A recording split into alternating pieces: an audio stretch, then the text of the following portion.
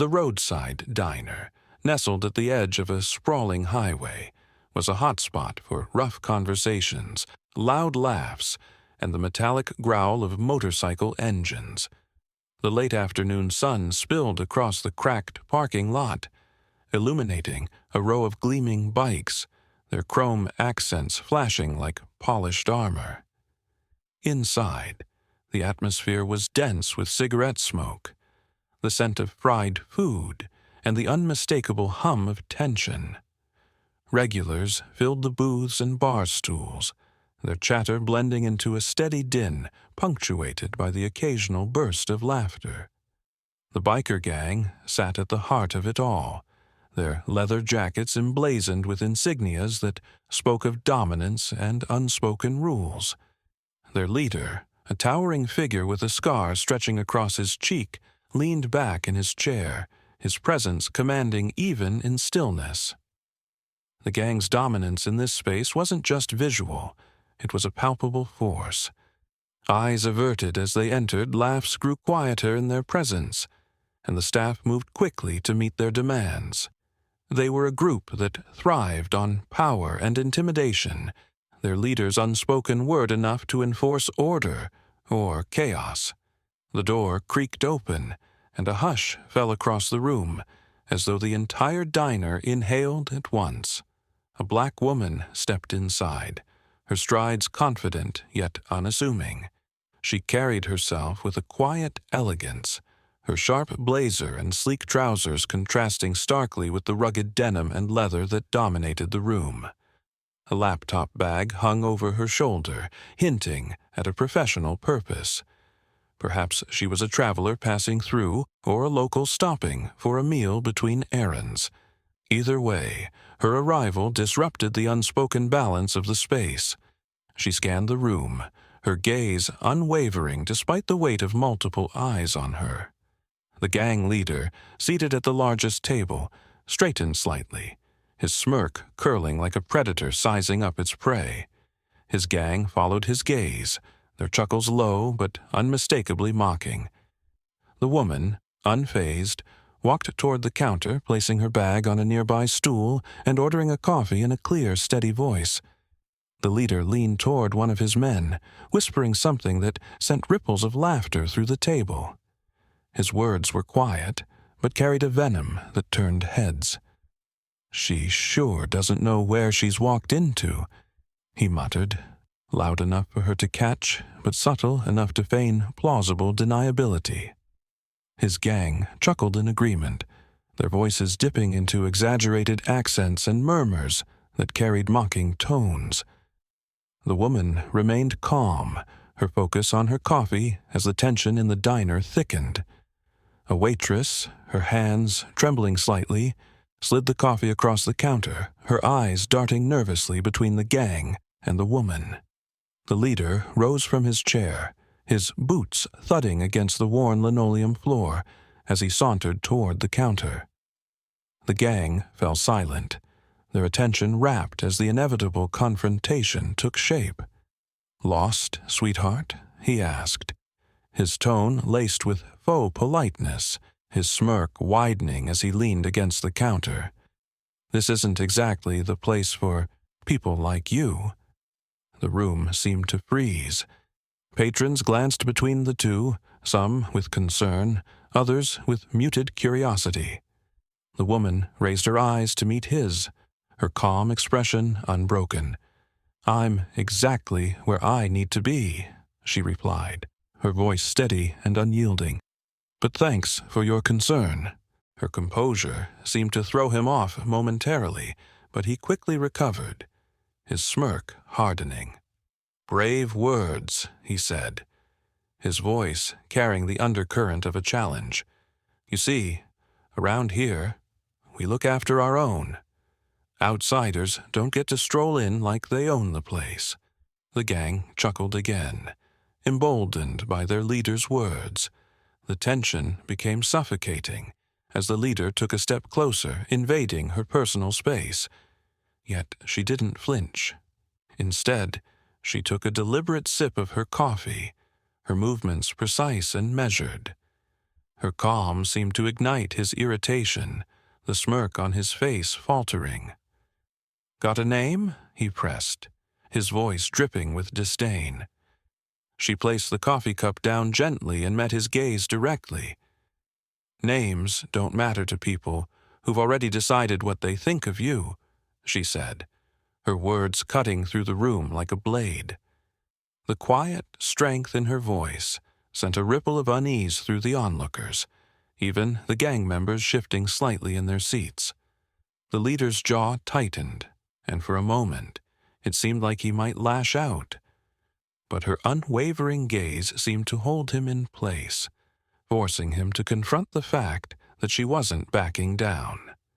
The diner felt like a powder keg, ready to explode with one wrong word or move. Around the room, subtle shifts were happening. A trucker near the window lowered his coffee mug, his brows furrowing as he watched the scene unfold. A young mother at a booth hugged her child closer, her eyes darting nervously. Even the waitress, still clutching her tray, stood a little straighter, as if silently willing the woman to hold her ground. The leader leaned in, his voice dropping to a dangerous whisper. "You've got guts, I'll give you that. But guts don't mean much if you don't know when to leave well enough alone." Her response was measured, almost serene. And power doesn't mean much when it's built on fear. The weight of her words hung in the air, silencing even the faintest whispers in the room.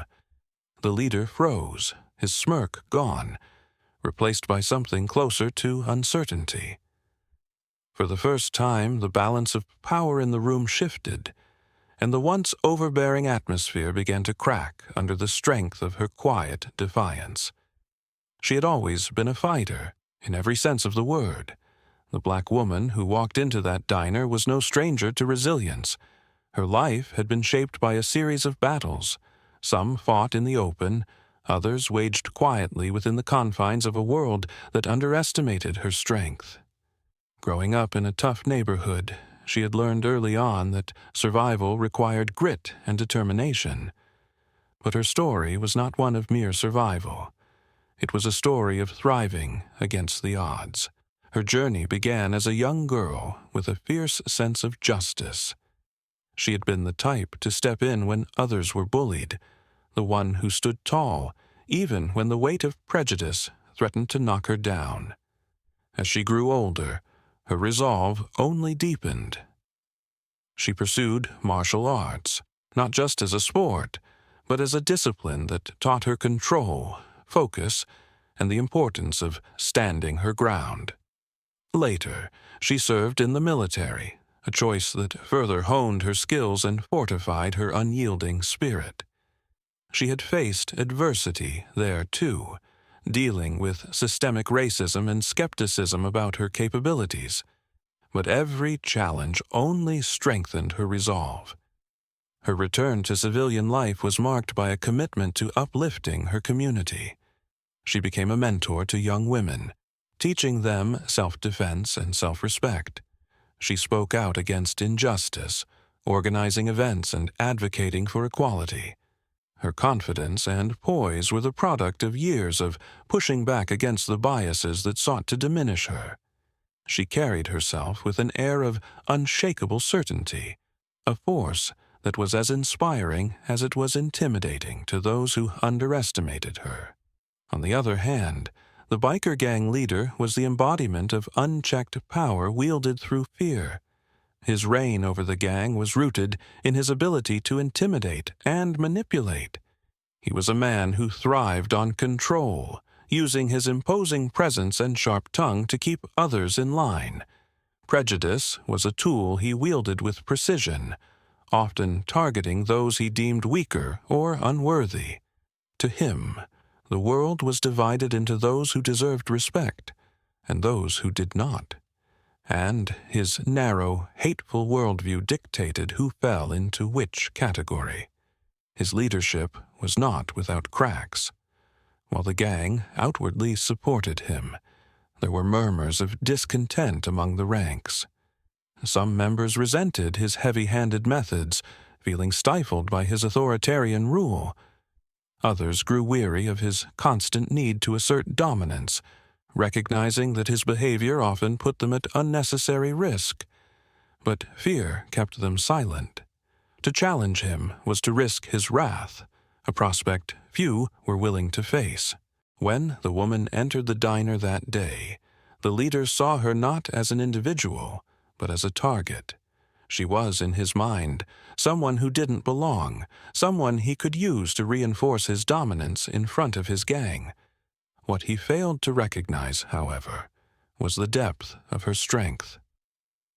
Unlike the others he had bullied into submission, she wasn't one to cower.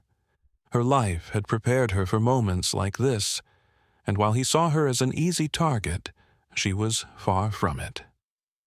This time, his intimidation tactics would backfire in ways he couldn't have imagined. The diner's atmosphere shifted the moment the biker gang leader rose from his seat and sauntered toward the black woman. His smug grin and calculated strides spoke volumes, each step a deliberate display of dominance. The woman, seated calmly at her table, didn't flinch as his shadow loomed over her. Her poise was unshaken, though his sneering tone betrayed his intent. "What's someone like you doing here?" he asked, his voice laced with derision. The insult was as sharp as it was unnecessary, meant to belittle her in front of the gawking crowd. She didn't respond immediately, merely looking up at him with an expression of calm indifference, a reaction that seemed to stoke his irritation further. The gang leader leaned in closer, his voice lowering but no less venomous. "Don't you know this ain't your kind of place?" Still, she said nothing. Her silence wasn't submission. It was a refusal to dignify his prejudice with acknowledgement. This infuriated him. The gang leader, accustomed to seeing his targets shrink in fear, wasn't prepared for her defiance. His cronies smirked and murmured from their seats, egging him on, but even among them there were a few uneasy glances. This wasn't the harmless bullying they had expected. "You think you're too good to talk to me?" he snapped, his voice rising. The diners around them began to shift uncomfortably in their seats, the tension thick enough to cut through. Emboldened by the attention, he raised his hand to grab her shoulder, intending to pull her into a confrontation she didn't seek. The moment his hand moved, so did she. Quick as lightning, her hand shot up, intercepting his grasp. With a sharp twist, she disarmed his attempt at control, turning his aggression into a yelp of pain as she forced his arm back. The entire diner froze, eyes wide with disbelief at the speed and precision of her response. "What the—" the leader stammered. But before he could regain his composure, she stepped back, releasing his arm. She didn't attack. She merely stood her ground, poised and unyielding. "You don't want to do this," she said, her voice firm but calm, a statement of fact rather than a plea. But the leader's pride was wounded, and his ego wouldn't let him back down. He lunged at her, aiming to reassert control, but she was ready. In a fluid series of movements, she dodged his advance, using his momentum against him to send him stumbling to the floor. The clatter echoed through the diner, silencing the murmurs of his gang and the gasps of the onlookers. He scrambled to his feet, rage and humiliation flashing across his face, but as he looked at her, calm, composed and unshaken, something shifted. The gang, once unwavering in their loyalty, exchanged uncertain glances. This was their leader, the man who had always claimed strength and dominance, now visibly outmatched and humbled. The woman didn't move toward him, didn't press her advantage. Instead, she looked him square in the eye and said, "I'm done here. You should be too." Her words hung in the air, heavy with meaning. For the first time, the gang leader seemed unsure, his usual bravado stripped away. Behind him, his followers weren't cheering him on, they were questioning him. The turning point had arrived, and it was clear that the balance of power had begun to shift. The aftermath of the confrontation in the diner was nothing short of transformative. As the gang leader struggled to his feet, his face a mask of fury and humiliation, the gang members exchanged glances, hesitant, questioning, and finally emboldened. For years, they had followed him out of fear or convenience, but now, faced with someone who had not only stood up to him, but also demonstrated courage and strength, their loyalty began to waver. One of the younger members, a wiry man with a nervous edge, broke the silence first. "Maybe she's got a point," he muttered, barely loud enough to be heard. But the words were out, and they carried more weight than he realized. Another member chimed in, this time louder. "You've been running us into the ground with your arrogance. Maybe it's time someone else takes the lead." The gang leader spun around, glaring at his crew. "You're taking her side?" he barked, his voice cracking under the weight of his fraying authority. But his words only seemed to solidify the shift that was already happening. "You brought this on yourself," another member said, crossing his arms. "We've had enough of your power trips and picking fights just to prove something. Maybe we need someone who actually knows what leadership means." The woman stood still, observing the shift in dynamics with a measured calm. She hadn't come here looking for power or influence, but the opportunity to steer the group toward something better was now staring her in the face. She finally spoke, her voice steady and commanding. "Leadership isn't about bullying or tearing people down," she said, addressing the gang directly. "It's about building something stronger together. You've been following someone who's been using you to serve his own pride, but that doesn't mean you have to keep doing it. You can choose better." The room was silent, the weight of her words sinking in. One by one, the gang members nodded, their defiance toward their former leader growing clearer. The gang leader, now visibly shaken, tried to regain control. "You think you can just walk in here and take over?" he sneered at her. "You don't belong." "No," she replied firmly, "but the way things were doesn't belong either." With the gang's support now clearly behind her, the leader's authority crumbled. Stripped of his power, he stormed out of the diner, leaving behind the gang he had once commanded through fear. The woman turned to the group, her tone softer now, but no less resolute. "If you're serious about change, then let's start today. This isn't about me. It's about what you all want to stand for. The choice is yours." Impressed by her strength and clarity, the gang rallied around her, willing to follow her lead. What had begun as a moment of intimidation had turned into a pivotal transformation, driven by her courage and vision for something better. The gang, once a symbol of fear, now stood on the brink of redemption, ready to rebuild and redefine themselves under her guidance. With the former leader expelled from the gang, his departure marked the end of an era defined by fear and prejudice. Stripped of his authority, he was left to face the consequences of his actions alone. His reputation shattered not just within the gang, but throughout the local community. The gang, once notorious for intimidation and chaos, stood at a crossroads, uncertain yet hopeful about what lay ahead. The woman, now an undeniable leader, took the reins not with arrogance, but with purpose. "If we're going to make a change," she told them during their first meeting under her leadership, "it starts here, with each of you. What you've done in the past doesn't have to define who you are tomorrow. You've got the energy, the loyalty, and the potential. Now, it's time to use it for something that matters." Her words resonated deeply. Over the following weeks, she worked closely with the gang, breaking down old habits and instilling a sense of responsibility. It wasn't easy. Change never is. But her unwavering dedication inspired the group to commit to her vision.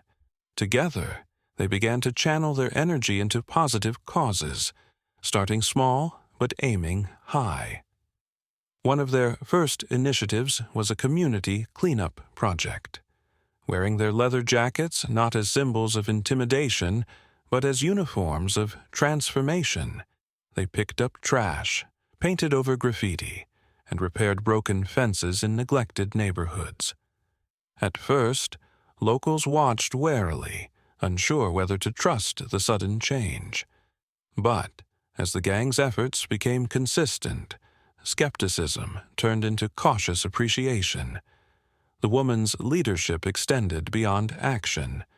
She prioritized education and self-improvement for the gang members. She partnered with local organizations to bring mentorship programs, job training, and even literacy workshops into their fold. Members who had once felt trapped by limited opportunities began to see a different future, one they could build with their own hands. Word of the transformation spread, and the gang slowly began to earn respect from the community they once alienated. Business owners who had once feared them now offered support, and parents who had warned their children about the gang began to see them as protectors rather than threats. The group became known for standing up for vulnerable individuals, offering aid where it was needed most. For the woman, this wasn't just about changing the gang. It was about challenging the deeply rooted prejudice that had fueled the confrontation in the first place. Her influence extended beyond the diner or the gang's former reputation. She became a symbol of resilience and justice, inspiring others to stand against discrimination and reclaim their narratives. Under her leadership, the gang evolved into a powerful force for good. What once represented division now symbolized unity and redemption, proving that transformation is possible when someone dares to lead with integrity and vision. Their story became a rallying cry for change, a testament to the power of standing up to prejudice and building something stronger in its place. The gang that once symbolized chaos and fear had undergone a transformation no one could have foreseen. Their intimidating reputation was now replaced by one of unity, purpose, and empowerment. Under the woman's guidance, they became a beacon of change in the community, using their strength and loyalty to protect and uplift rather than to intimidate. She had become a revered figure not just within the gang, but throughout the town. Her leadership had not come from a desire for power, but from a belief in redemption and the capacity for growth. True strength isn't about dominating others, she often said. It's about having the courage to face yourself and become better. These words became the gang's new mantra, a reminder of their journey and the principles they now stood for. As the gang rode through town one sunny afternoon, their presence drew nods of respect instead of wary glances. Onlookers smiled as they passed, recognizing the group not as troublemakers, but as protectors of the community. The sound of their engines, once a harbinger of dread, now symbolized hope and solidarity. At the front of the formation rode the woman, her posture confident and commanding. The leather jacket she wore was no longer a symbol of rebellion, but one of triumph. Behind her, the gang members followed, united by a shared purpose. They had become mentors to local youth, defenders of the vulnerable, and advocates for fairness. The community's embrace of their transformation was proof that even the darkest past could give way to a brighter future. From a distance, the former leader watched, his figure shadowed by regret. The gang he had once ruled with fear was no longer his, and the power he had clung to so tightly had dissolved. For the first time, he seemed to truly see the consequences of his actions, not just for himself, but for those he had led astray. He turned away, understanding that his legacy had been rewritten, not by him, but by the courage of someone he had once underestimated. As the gang disappeared down the road, the woman felt a sense of fulfillment. She had stepped into a moment of injustice and turned it into a movement of change. What had begun as a confrontation in a roadside diner had become a story of resilience, redemption, and leadership. Her impact was undeniable, and her message was clear. Strength isn't about overpowering others. It's about empowering them to rise. The story closed on a powerful note, with her words echoing in the hearts of all who had witnessed her journey. True strength isn't found in power. It's found in the courage to change,